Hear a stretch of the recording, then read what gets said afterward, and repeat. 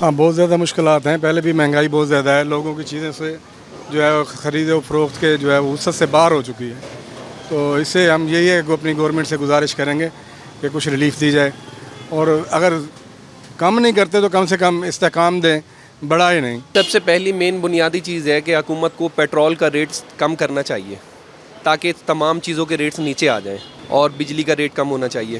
یہ دو چیزیں ہیں, ان کے ریٹ کم ہوں گے تو آٹومیٹک سب چیزوں کے ریٹ کم ہو جائیں گے. اب تقریباً ایک ہفتہ پہلے یا 10 دن پہلے 2 روپے کچھ یونٹ انہوں نے بڑھایا, اب دوبارہ بڑھا دیا. تو سر مشکلات میں ہے, عوام پوری جو ہے نا مشکلات میں ہے. پاکستان تو ڈوب رہا ہے, جو غریب آدمی ہے وہ تو مر گیا ہے نیچے والا.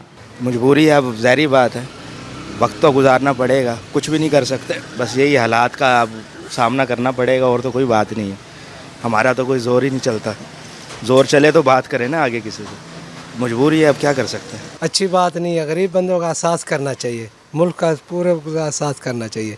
اتنی بجلی نہیں منگانی چاہیے, مہنگی ہونی چاہیے. ہم جو کما رہے ہیں ٹھیک ہے نا, کماتے ہیں, بجلی کے بل خرچے ہمارے پورے بالکل نہیں ہو رہے ٹھیک ہے نا. ہم کسٹمر کو کہتے ہیں نا ریٹ بڑھاؤ ٹھیک ہے نا, وہ لڑتے ہیں, وہ کہتے ہیں کہاں سے بڑھائیں, اتنی مہنگائی ہے ٹھیک ہے نا. ہم خود پریشان ہیں ٹھیک ہے نا. ہم اس حکومت کو برا بھلا نہیں کہتے, ہم ان کو یہ کہیں گے اللہ ان کو نیکی کے ہدایت دے. یہ عمران خان کو برا کہتے تھے, ہم آئیں گے مہنگائی کم کریں گے. مہنگائی کیا کام, ملک میں سکون نہیں ہے.